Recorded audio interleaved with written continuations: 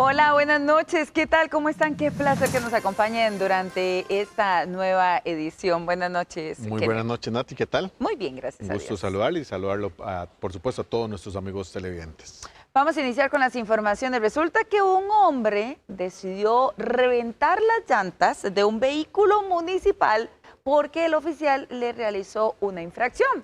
Ahora el hombre no solo tendrá que pagar la infracción, sino también los daños que efectuó en la patrulla. Y según la Policía Municipal de San José, este tipo de incidentes con conductores son más frecuentes de lo que usted y yo podemos imaginar. Un sujeto protagonizó un insólito y lamentable hecho este viernes en el Cantón Central de San José, luego de que tras ser sancionado por una infracción de tránsito decidió reventar las llantas de una unidad de la Municipalidad de San José.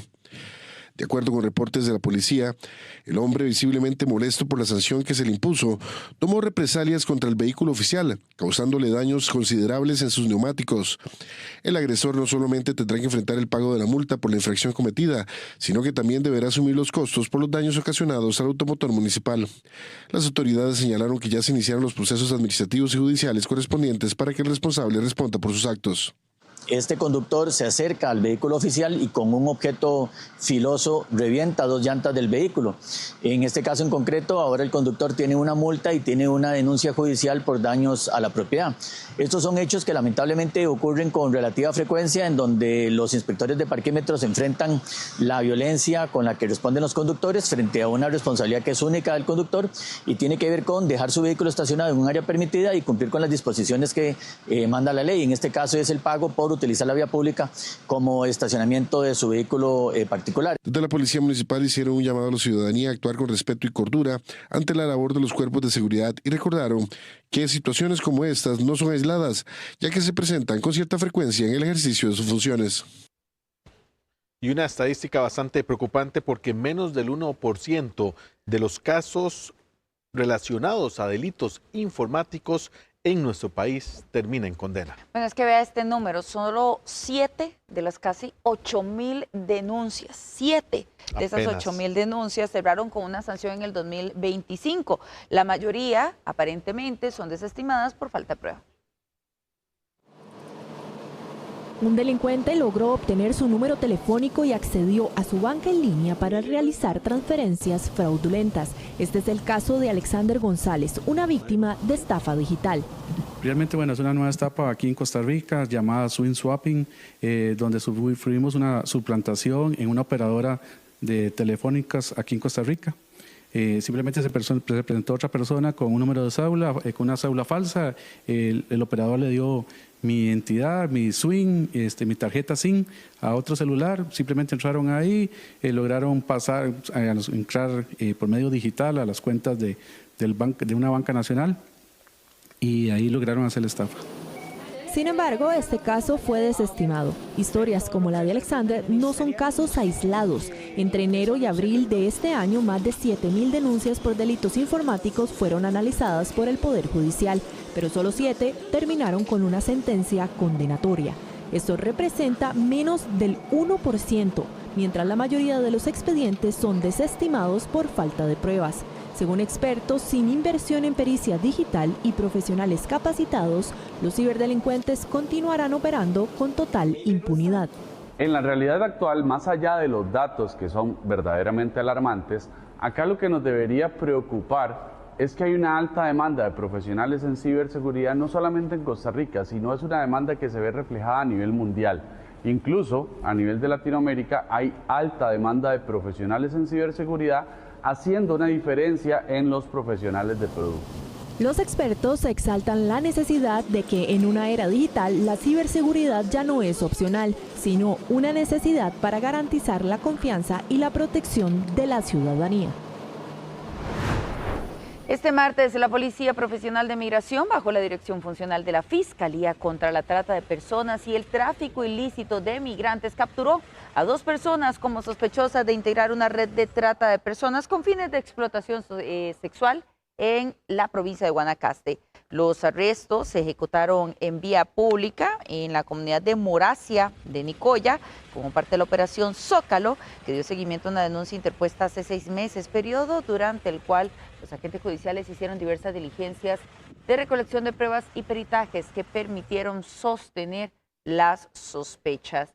Los detenidos son un hombre de apellido Orías, una mujer de apellido Molina Pérez, quienes según las autoridades habrían sometido a una menor costarricense mediante engaños, coacción y abuso de poder. La sospechosa, quien es la abuela de la víctima, habría ofrecido a la menor, a Orías, para servicios sexuales, aprovechándose de la vulnerabilidad de la joven y recibiendo un pago a cambio. Ambos fueron puestos a la orden del Ministerio Público de Nicoya para determinar su situación legal. El día de hoy la Policía Profesional de Migración procede con la detención de 2 personas adultas, una mujer y un hombre, en la provincia de Guanacaste por el presunto delito de explotación sexual contra una persona menor de edad. La señora Molina Pérez, quien tiene un parentesco familiar con la menor de edad, habría ofrecido al señor Orías la misma para que éste mantuviera relaciones de índole sexual a cambio de una retribución económica. En este momento se están deteniendo a 2 personas adultas, una mujer y un hombre, cuyo fin era explotar sexualmente a una persona menor de edad. En este momento están siendo trasladadas a ponerse a disposición del Poder Judicial para lo que corresponda. Reiteramos nuestro compromiso con la seguridad hacia todas las personas que sufren alguna vulneración en sus derechos. Y muchísima inseguridad, ese es el sentimiento que embarga a los vecinos de la comunidad de Cruzitas en San Carlos. El crimen organizado cambió la tranquilidad con la que antes vivían sus lugareños. Veamos ahora un reportaje especial de nuestro compañero Rolando Rivera. Mi nombre es Mario Cambronero Méndez. ¿Cómo es vivir aquí, don Mario? Muy bonito. Cuando hay crecimiento hay peligro. Don Mario Cambronero tiene 30 años de vivir en la comunidad de Cruzitas. Bueno, es que el tema de las drogas, el tema del vandalismo, todo eso cuando hay, bueno, la palabra que se utiliza es desarrollo, yo no lo veo así. Nuestro pueblo ha crecido pero muy desordenadamente a raíz de la extracción minera ilegal. La minería ilegal en este lugar, producto del crimen organizado, afecta la seguridad social. El centro educativo ha pasado de tener 20 estudiantes aproximadamente a tener 67 estudiantes en el 2024, lo cual es un incremento bastante amplio. En Chorreras de Cutris, muy cerca de Cruzitas, la frontera es porosa, como técnicamente se conoce. En otras palabras, el control migratorio es nulo. ¿Cómo diría usted que se están robando el oro aquí? Bueno, esa palabra como que suena feo, pero es la realidad. Sin embargo... ¿Cuál palabra? De robar. Pero sí, es la realidad. Sin embargo, creo que si hubiera un control de seguridad, esto no estaría pasando. Pues aquí estamos ubicados en Chorreras de Cutris y lo que tenemos a la espalda pues es el río San Juan. Tenemos el 85% de nuestros estudiantes cruzan diariamente el río San Juan para recibir todo el proceso educativo en la escuela de Chorreras. ¿Cómo cruzan? Ellos cruzan en canoas, en algunos botes, en algunas lanchas, pero la gran mayoría de ellos lo hacen hasta por su propia cuenta.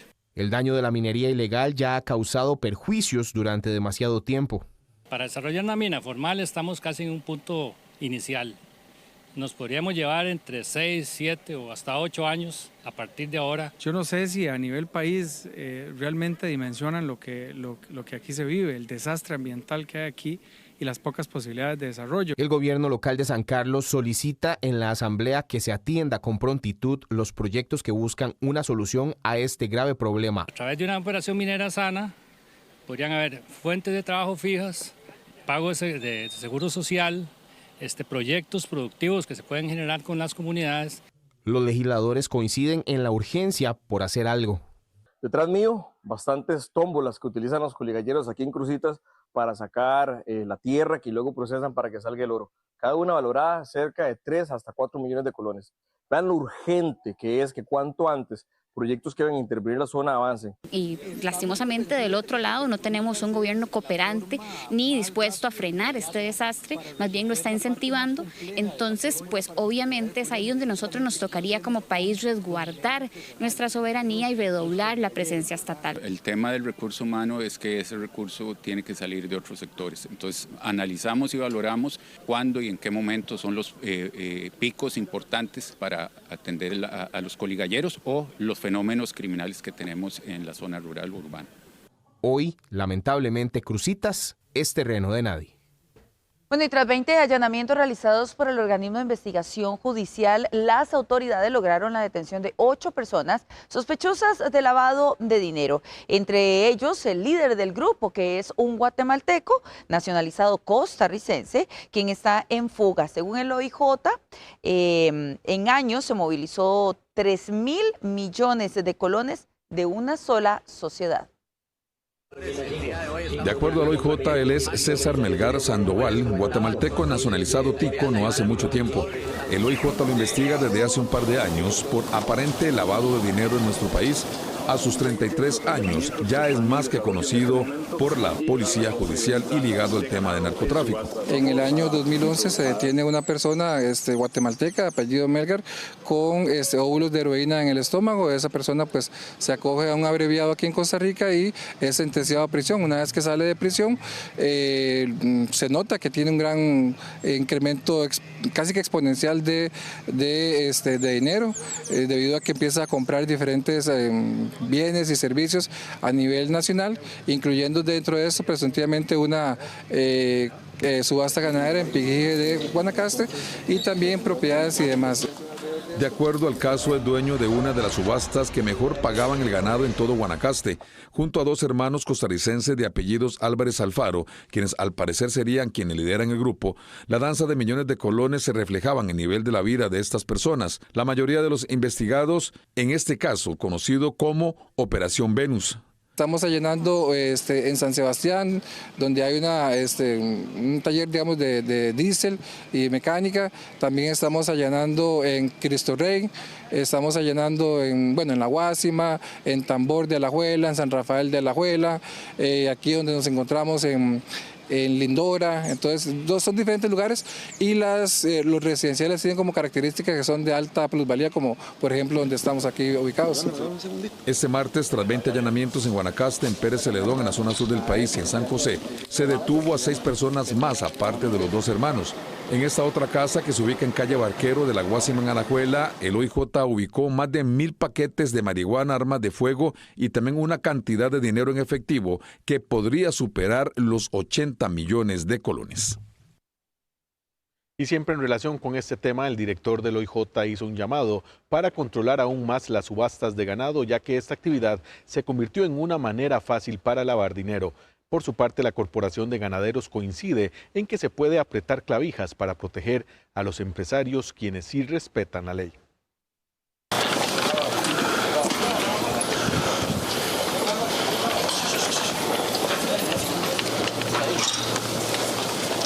Una vez más, el OIJ y la Fiscalía decomisan ganado como parte de los activos de grupos ligados al crimen organizado o así investigados.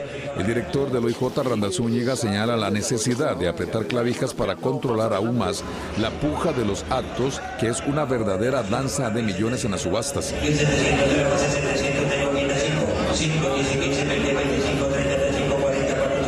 La investigación los logra vincular con los hermanos Álvarez, que ellos tienen, digamos, se dedican a diferentes negocios comerciales, entre ellos megadiesel, talleres, canchas de pádel, entre otras. Y ahorita en uno de los lugares que estamos allanando, pues se encontró una cantidad importantísima de droga. Estamos hablando que podrían ser tal vez 1 o 2 toneladas de droga en ese lugar en La Guásima que se logró allanar. Y parte de la misma investigación pues nos está diciendo de que la organización pues son 9 personas que están imputando el día de hoy y por lo menos a 3 de ellas se les va a pedir prisión preventiva.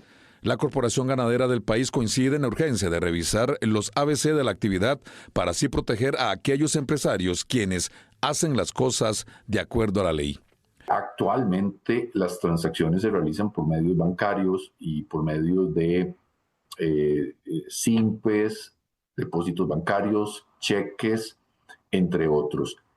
Creo que es importante, como mencionaba, revisar la legislación y crear normativa pertinente si lo que se quiere es evitar el uso del efectivo.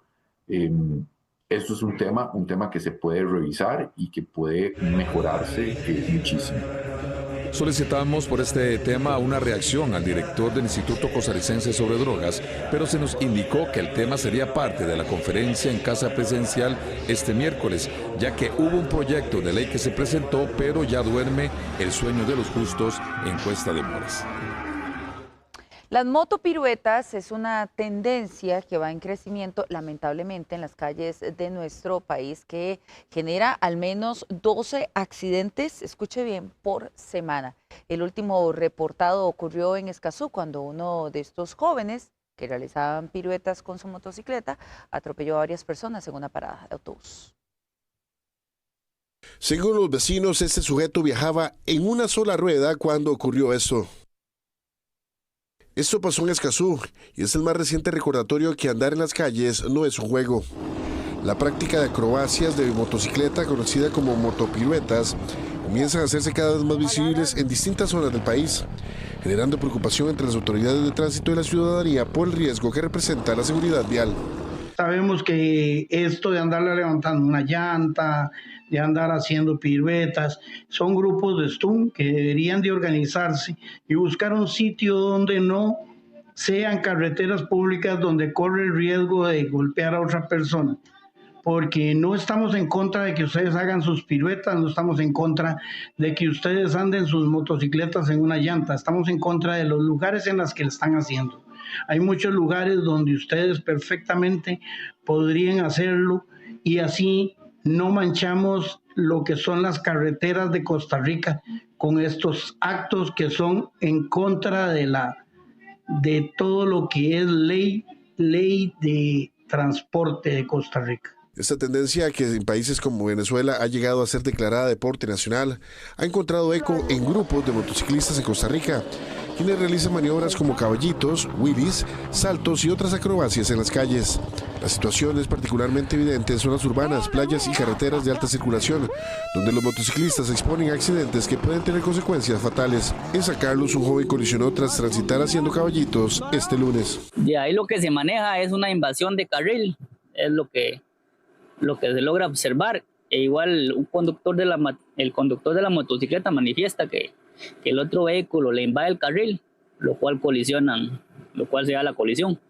De acuerdo con la Cruz Roja Costarricense y la Policía de Tránsito, la falta de control sobre estas actividades incrementa el riesgo de accidentes, en un contexto donde ya de por sí las motocicletas representan el más alto porcentaje de incidentes viales. El paso de la onda tropical número 6 dejó hasta este martes 39 inundaciones en la zona norte y provocó crecidas en Sarapiquí, Curridabat y también en Limón. Para las próximas horas, los aguaceros intensos continuarán en el Pacífico Norte, la zona norte, el Valle Central y también en los sectores montañosos del Caribe. Así fue el panorama desde este martes en el centro de Limón, calles anegadas y casas afectadas por inundaciones. También en Sarapiquí, durante la noche, se vivió una situación similar. Inundó todo allá atrás, estaba inundado y ya llegó un poquillo ya acá a meterse atrás, al corredor de atrás, a la terraza, y ya después empezó ya a bajar. En los primeros 15 días de junio se reportaron 452 reportes por inundación, la mayoría en los cantones de Siquirres, Desamparados y Garavito. De acuerdo con el IMN, se mantiene la inestabilidad atmosférica debido a que tenemos la zona de convergencia intertropical sobre nuestro país, lo que genera condiciones de mayor humedad y lluvias, principalmente para el Caribe y la vertiente del Pacífico. Además, se pueden presentar aguaceros puntuales en diferentes zonas, que sumados a la saturación de los suelos podría generar inundaciones repentinas. Se mantiene la alerta naranja para la zona norte, vertiente del Pacífico y la zona de Los Santos. La Comisión Nacional de Emergencia reportó un total de 39 incidentes por inundación registrados entre ayer lunes y este martes, principalmente en cantones de la zona norte como Palo y Guatuso, donde se reportaron desbordamientos de ríos y obstrucción de caminos. El Instituto Meteorológico Nacional prevé que este miércoles continuarán las lluvias, especialmente durante la tarde y primeras horas de la noche. Las precipitaciones más intensas podrán concentrarse en el Pacífico Norte, zona norte, Valle Central y sectores montañosos. Esto debido a la inestabilidad que persiste tras el paso de la onda tropical número 6. Tenemos un flujo húmedo desde el Mar Caribe que va a estar arrastrando bastante humedad, y además de eso esperamos que los factores locales estén contribuyendo a generar algunas precipitaciones para nuestro territorio. Se recomienda a la población permanecer atenta a los comunicados oficiales y tomar precauciones ante posible crecida de ríos y deslizamientos en zonas vulnerables. La mayoría del territorio tiene una saturación del suelo mayor al 90%.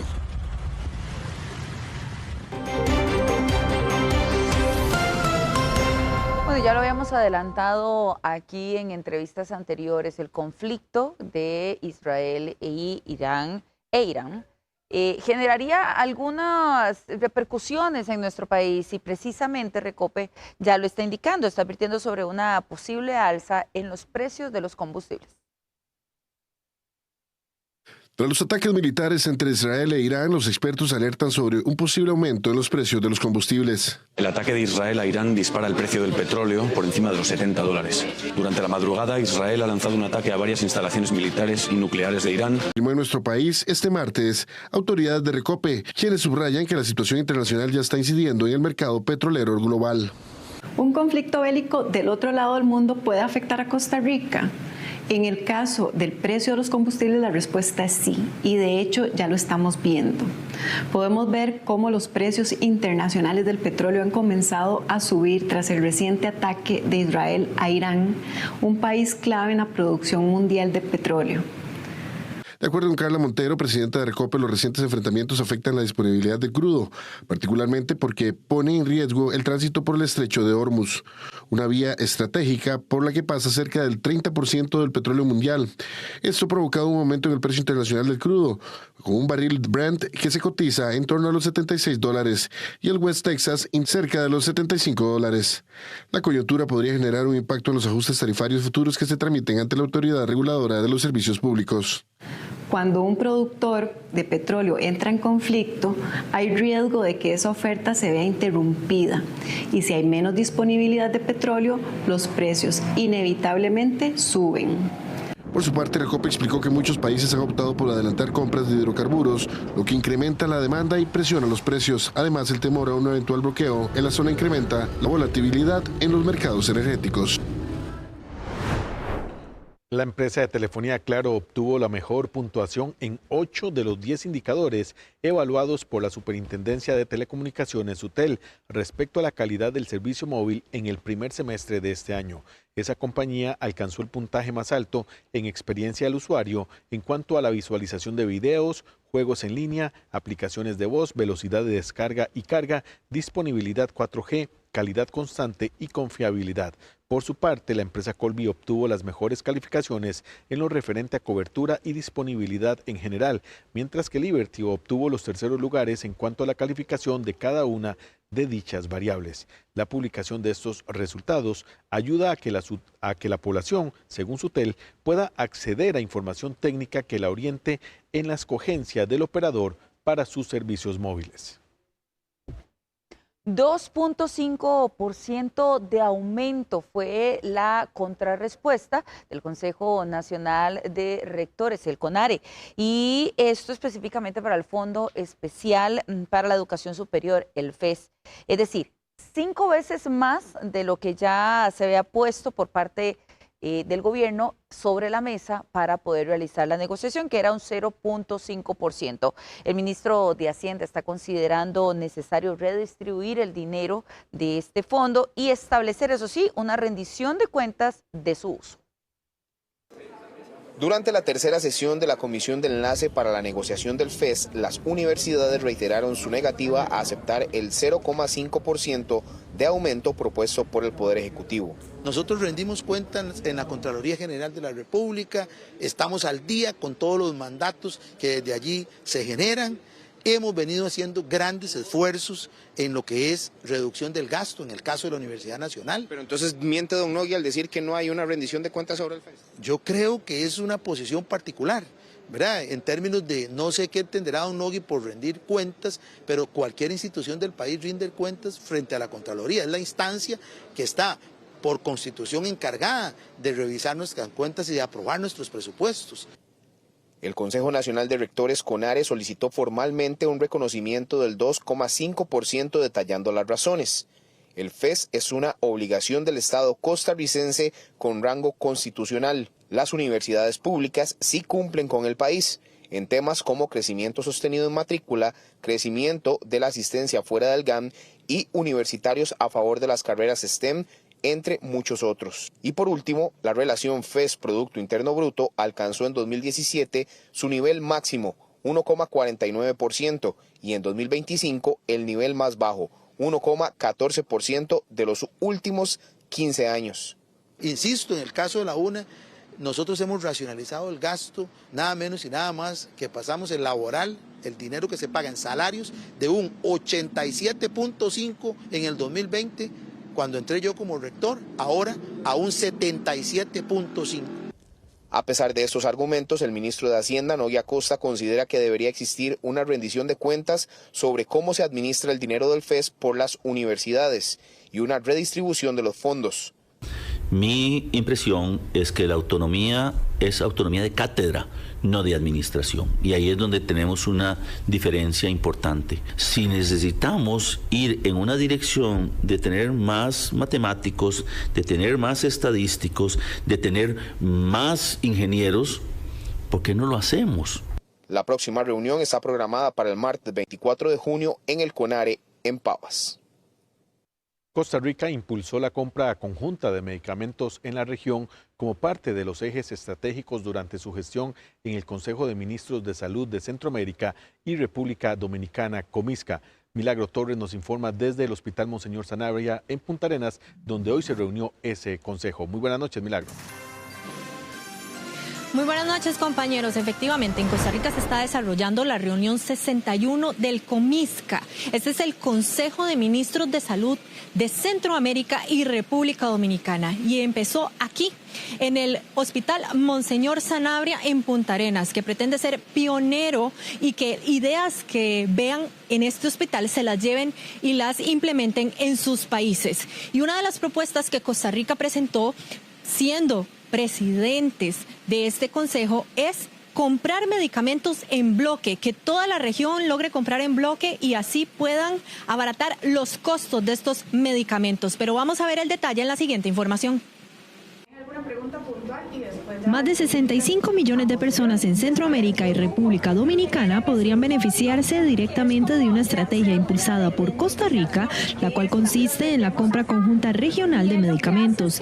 Se pretende que los países de la región negocien como bloque para obtener mejores precios y garantizar el abastecimiento de tratamientos esenciales. Hay una negociación o compra conjunta de medicamentos en donde todos los países, si adquieren ese medicamento, no solo lo adquieren a menor costo, sino que tienen ciertas facilidades. Pero entonces, ¿cómo alcanzamos que fuera un menor costo si todos los países tienen costos diferentes y lo compran independientemente? Pues se hizo todo un abordaje en presidencias previas en donde se pidieron los precios, digamos, de los costos de cada uno de los países. Y entonces luego hay un equipo negociador que dice, bueno, nosotros ocupamos este medicamento porque es de alto consumo en todos los países de la región. Se sacó un stock básico de medicamentos de alto consumo y alto costo de toda la región y entonces se fue a decir, bueno, mira, a este país A se lo venden a este, muchísimo más barato que este y este. Entonces va el equipo negociador, negocia, por decirlo así, un costo unificado y como va a ser mayor volumen, disminuye. Y ahí es donde adquirimos estos medicamentos a menor costo. Esto impactaría de forma inmediata en poblaciones que hoy enfrentan barreras económicas o territoriales para acceder a medicamentos para enfermedades crónicas como la diabetes, la hipertensión o el cáncer. Tenemos que estar preparados para hacer todo lo que es la vigilancia sanitaria en los 5 países. Costa Rica no puede estar aislado principalmente por su parte geográfica, que es un punto intermedio del sur al norte. Y debe de estar haciendo acciones no solo individuales, sino que como región. La iniciativa regional permitiría que los medicamentos estén disponibles a precios sostenibles en todos los países.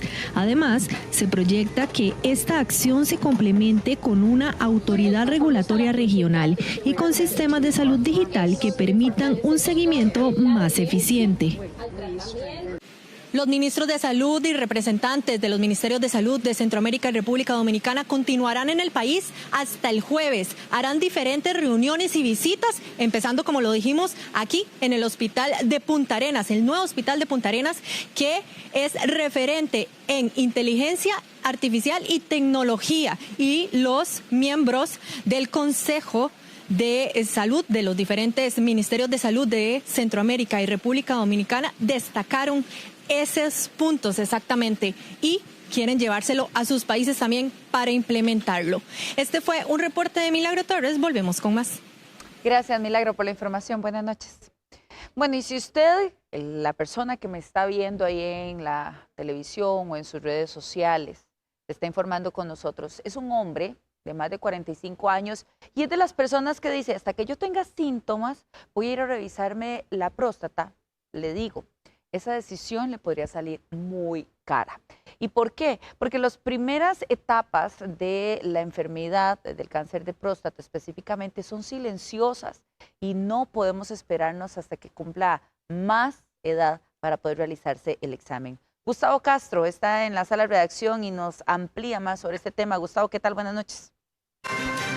¿Qué tal? Muy buenas. Así es, el tacto rectal tarda menos de 10 segundos en realizarse y esa prueba breve podría marcar la diferencia entre la vida y la muerte. Y es que en las etapas iniciales de este cáncer las probabilidades de cura son muy altas, como lo veremos en la siguiente nota. El cáncer de próstata es el cáncer más común en los hombres a partir de los 50 años.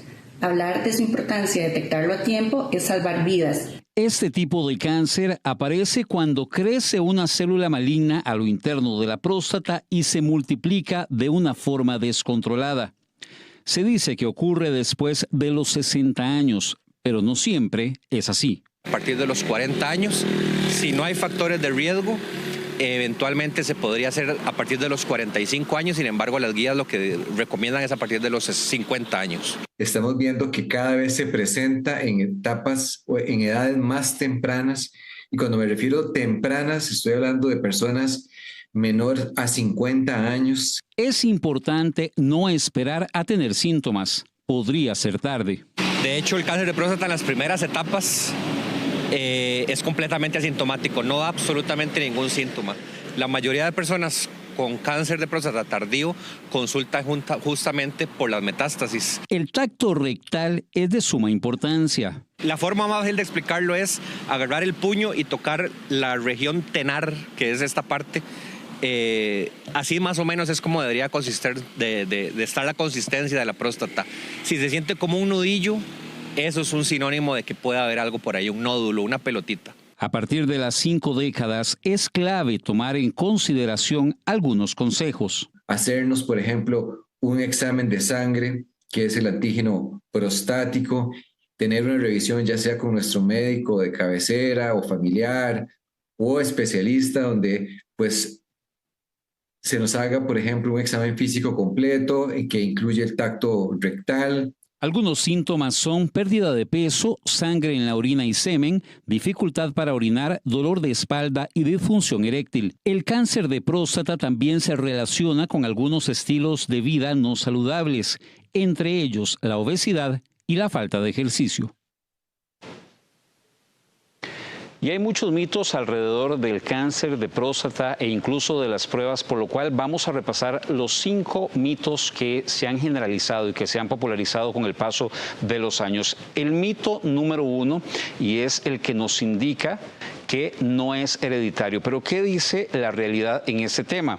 Si bien las probabilidades de padecer este cáncer aumentan con los antecedentes familiares, no todos los casos son hereditarios, es decir, algunos sí, otros eventualmente no.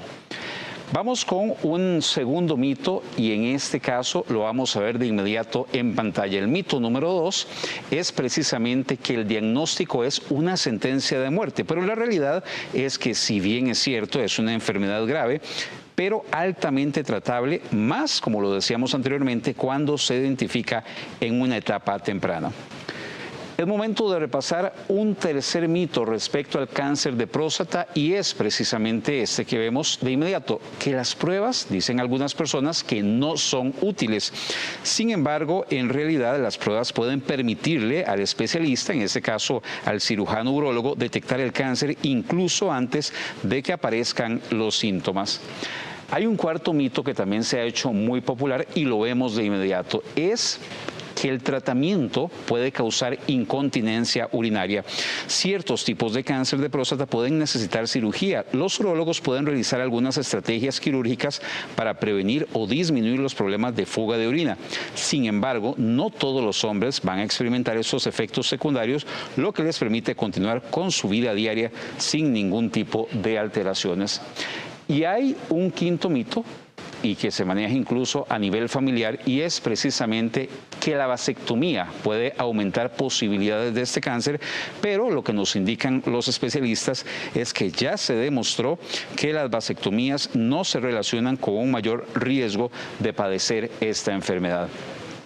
En resumen, es importante tener claro la edad en la que una persona mayor de 45 años tendría que preocuparse y empezar a hacerse algún tipo de examen. Lo que enfatizaba el urólogo o los urólogos consultados para la información anterior es que si la persona tiene, por ejemplo, antecedentes familiares u otro tipo de factores de riesgo, es importante que a partir de los 45 años se someta a este tipo de pruebas. Ahora bien, si no los tiene, a los 50 años, cuando supere ya las 5 décadas de vida, es cuando tiene que empezar con ese tipo de exámenes para detectar eventualmente algún tipo de afectación de manera temprana y de esa forma tratarse e impedir un riesgo que aumente con el tiempo. Es un informe de Gustavo Castro para Extra Noticias. Gracias por continuar con nosotros. Son las 9:43 de la noche y estamos completamente en vivo para contarles que representantes del sector empresarial están solicitando de nuevo a los diputados acudir a la vía rápida para tramitar, Kenneth, el proyecto de ley de jornadas excepcionales conocidas como 4x3. Una iniciativa que ha impulsado el Ejecutivo prácticamente desde el día 1 y por eso la jefa de fracción del oficialismo, Pilar Cisneros, aún negocia los votos que necesita el Ejecutivo para aprobar esa iniciativa, pero para eso está nuestro compañero Rolando Rivera. ¿Qué tal, Rolo? Para que nos explique cómo va este proyecto. Buenas noches, compañeros. Sí, un proyecto que, bueno, pues se supone que durante esta semana será nuevamente impulsada la moción para buscar la vía rápida, que, bueno, pues liberaría de mucha discusión el tema del proyecto como tal. Sin embargo, recordemos que la última votación, que fue el 19 de este mes, solo tuvo 31 votos a favor. Necesitaba 38 para que superara ese procedimiento de vía rápida. Si bien es cierto, el oficialismo también ha estado trabajando y activando todos los mecanismos de negociación para buscar esos 7 votos, bueno, pues parece que el panorama no va a estar tan sencillo. Hay que tomar en cuenta otros factores que han ocurrido durante estos últimos días también, un poco más de lo que hablábamos también ayer, esa tensión política que existe, esa vitrina ya de las elecciones 2026, que, bueno, pues algunos diputados incluso también han externado que no debería ser por vía rápida. Ha dicho doña Pilar que le faltan 1, 2 votos a lo máximo. Pues eso es lo que dice doña Pilar, eso es lo que esperaría también, pero como les digo, el tema es ver qué se va a topar ese día también en el plenario, en días en donde hemos visto que la asistencia de los diputados también es escasa. Se cumple con el quórum mínimo, 38, 39, 40 diputados, ayer lo veíamos como se levantaba también la sesión regularmente, así es que bueno, pues habrá que esperar a ver cuál es el futuro, pero vamos a ver de momento qué es lo que dicen también los empresarios con respecto al proyecto de jornadas 4x3. El sector empresarial del país mantiene la expectativa de que el proyecto de jornadas flexibles, mejor conocido como jornadas 4x3, avance de forma expedita. No solo es crucial para atraer nuevas inversiones, sino es fundamental para las empresas que ya operan en el país sin un marco normativo adecuado. Hoy, tanto las empresas como los trabajadores que participan en procesos productivos continuos carecen de seguridad jurídica. La Asamblea Legislativa debe actuar con determinación para enfrentar un entorno internacional cada vez más competitivo. Pero, ¿cómo se ve el panorama para jornadas 4x3? La posibilidad de una reforma para reconocer las jornadas 4-3 y modernizar la legislación laboral se mueve desde la década de 1990 en el país. Urge en Costa Rica un marco de seguridad jurídica tanto para las empresas como para los trabajadores, y este proyecto los contiene.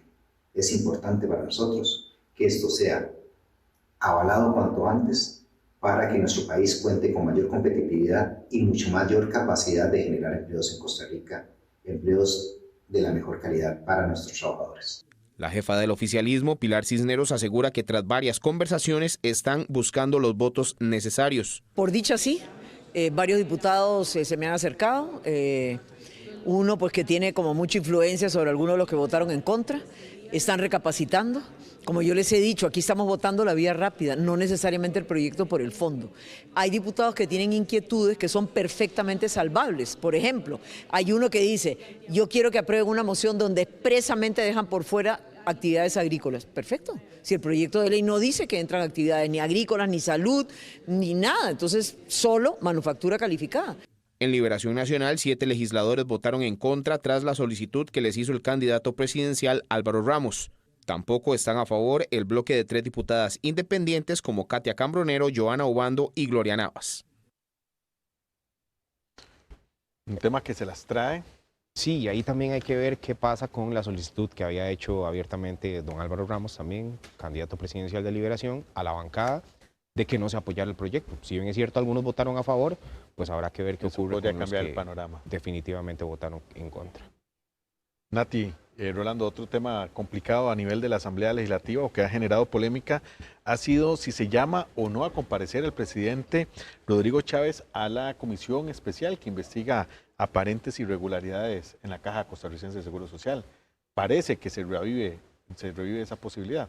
Sí, ayer hablábamos de que el Departamento de Servicios Técnicos de la Asamblea Legislativa fue quien hizo la recomendación de que se convocara al presidente para que tuviera el debido proceso dentro de la comisión, tomando en cuenta que también se habían hecho muchos señalamientos contra el mandatario, pero hoy, cuando ya se conoce el informe por la presidenta de la comisión, que es doña Andrea Álvarez, la diputada de Liberación Nacional, pues el diputado oficialista, Daniel Vargas, argumenta que él no considera prudente abrir un portillo como lo sería el llevar al presidente de la República a una comisión para que dé declaraciones sobre el tema de la caja, a menos de que el presidente quiera ir, él lo deja muy claro, pero que esto también facilitaría que entonces en cualquier otra comisión de la Asamblea que requieran de la presencia del presidente, podrían llamarlo. Y que va a ser muy regular entonces que el presidente solamente esté metido en la Asamblea Legislativa. Esa es la razón por la cual él dice que no lo considera. Igual pertinente. dice que en ningún momento, eso fue una de las razones. La que tiene para mí más peso es que el presidente de la República, por más que quiera, no puede tener injerencia en la Caja Costarricense de Seguro Social, que es un órgano que es autónomo, ¿verdad? Prácticamente su junta directiva es quien tiene que tomar las decisiones, no directamente el presidente, que son algunas de las irregularidades que se le han estado achacando. Con el antecedente importante de que en 2 ocasiones anteriores se votó a favor la moción para llamar a comparecer al mandatario, pero posteriormente los mismos diputados votaron la, podríamos decir, desconvocatoria a la comparecencia. Ya este sería el tercer intento. Digamos. Este sería el tercer intento porque, bueno, pues en ese momento solo Andrea Álvarez y Rocío Alfaro del Frente Amplio fueron quienes votaron a favor, pero en contra estaba Daniel Vargas, estaba Luis Diego Vargas también, doña Olga Morera, también estaba la diputada Paulina Ramírez. Entonces me parece que pues sería el último intento, eso sí, tomando en cuenta también la recomendación de servicios técnicos, pero vamos a escuchar un poco también de lo que fue ese pequeño intercambio de palabras entre el oficialista Daniel Vargas y también la presidenta de esta comisión, Andrea Álvarez. Pero no puede convertirse en una obligación cada vez que a una comisión se le ocurre que tiene que venir el presidente a dar declaraciones. Este sería un portillo además muy peligroso si se abre aquí para que en cualquier otra comisión que quiera algún diputado endilgarle alguna responsabilidad al presidente, entonces ya la comisión tenga que convocarlo para que venga a defenderse. En ese caso estarían aquí el presidente tantas veces como lo estarían los ministros, como actualmente ocurre. Yo creo que ya ha quedado más que demostrado también la voluntad de esta comisión de no traer al presidente. Venga, pero ustedes ni siquiera me han permitido que yo lo convoque porque se traen abajo cada vez que se presenta la moción para que no venga. Lo del show mediático no sé de dónde lo sacan porque esta comisión ya lleva varios meses sesionando y en ningún momento se ha prestado para ese tipo de asuntos. Pero queda claro que ustedes, no entiendo la razón, se rehúsan a que su presidente venga a rendir cuentas. Yo simplemente les quería dar más herramientas, cada diputación va a votar como considere conveniente. Nada más que sí conozcan que en el momento de votar negativamente le están impidiendo a esta comisión ejercer el debido proceso, y el debido proceso es un tema de seriedad, no es un tema político, es un tema jurídico. Creo que muy claras las dos posiciones también. Habrá que esperar a ver si llega esa moción en los próximos días, porque se dio tiempo también para que los diputados lean con bastante espacio el informe que hace Servicios Técnicos. Y tenemos que hablar también de, hasta el día de hoy, la única precandidata del Partido Acción Ciudadana, doña Claudia Dobles, quien además estuvo en entrevista en Extra Radio con nuestros compañeros, y bueno, pues habló cuáles serían sus prioridades de llegar eventualmente a la presidencia de la República. Sin embargo, los expertos consideran que el PAC recibió de parte del pueblo costarricense tal vez el castigo más fuerte, y es no haberle dado en esta última administración ni siquiera un puesto en la Asamblea Legislativa. Vamos a ver la nota. Yo creo en las ideas fundacionales que tiene el partido. Creo en una Costa Rica que busca cerrar brechas. Creo en una Costa Rica que busca la eficiencia y la eficacia del Estado, con algún nivel de pragmatismo en los resultados. Creo en esas ideas fundacionales. Creo en las ideas fundacionales de que realmente el poder lo tiene la gente. Esta es la forma de pensar y además el argumento de la hasta hoy única precandidata aspirante a la presidencia del Partido Acción Ciudadana. En entrevista en el programa Desde Buena Mañana de Extra Radio, la ex primera dama Claudia Dobles dijo que sus prioridades son la educación, el empleo, el transporte, política social y económica. Nosotros lo que tenemos son ideas transformacionales alrededor de la educación, una educación que realmente le pueda hacer frente, por ejemplo, a los grandes retos que tenemos en el siglo XXI, la inteligencia artificial, que ya todos usamos, la automatización del empleo, que viene de la mano con la inteligencia artificial, el cambio climático, la falta de cohesión social, una política inclusiva, una política social de inclusión muy específicamente que entienda que tiene que ser una inversión en cuidado. Esa es la mejor inversión que podemos tener, que cierre brechas en la parte de mujeres, que cierre brechas en las zonas rurales a donde tenemos que llevar infraestructura y tecnología, seguir haciéndolo. Pese a sus ambiciones, los expertos consideran que el pueblo costarricense le cobró de la forma más fuerte al PAC sus promesas no cumplidas. El PAC es una suerte de promesa incumplida y por eso tuvo su castigo electoral. Los votos del PAC de su última elección en el 2018, en el 2022 se fueron al abstencionismo, a Liberación Nacional, al Frente Amplio y curiosamente al Liberal Progresista. Eso apunta, sí, a que hubo un castigo muy fuerte por el candidato. Que un partido, Henry, no haya logrado después de 2 años en el poder, ni siquiera una curul, 2 curules, representa que el castigo que se le da al PAC es el más severo que yo he visto en la política. La aspirante a la presidencia en las elecciones del 2026 dará a conocer más detalles sobre sus acciones y propuestas durante los próximos días. Muy bien, Rolando, muchísimas gracias por todo este amplio detalle y reporte del diario político legislativo de nuestro país. Mañana hay conferencia. Sí. Como todos los miércoles. Correcto. Mañana hay noticias. Esperaremos incidencias, como dicen los colegas de deportes, como Jason Arce. ¿Cómo están? Buenas noches. ¿Qué tal? Un placer. Me gustó su bienvenida hoy. ¿Viste? ¿Qué tal? Fue un cambio de juego, como diríamos acá. Desde que entró estaba practicándola. ¿Qué puedo decir? ¿Cómo están, compañeros? Un placer estar acompañándolos a ustedes en esta edición de Extra Noticias, Mesa de Análisis. Iniciamos hablando inmediatamente de la selección nacional porque tuvo su primera en esta Copa. ¿Algo que decir? No. Nada. Es rival de la selección. ¿Marcador para mañana? 3-1 gana la selección. 2-0. 2-0. Ay, qué positivos. Pregúntenme. ¿Cuánto? ¿Cómo te queda? 1-0 perdiendo. 1-0. Perfecto. Ve cómo les dolió. ¿Vieron cómo les dolió? Muchachos, era para molestar. Nos vamos por ese 3-0 de una vez. Era para ver sus caras, Jason. Gracias, por cierto. Un placer, Muchas buenas noches, gracias. compañeros. Descansen. Muchas gracias. Entonces, ¿nos vamos, Nati? Nos vamos ya. Gracias por su compañía durante esta hora de información. Los esperamos mañana a partir de las 6 de la tarde con nuestra edición estelar. Muy buenas noches. Que la pase bien.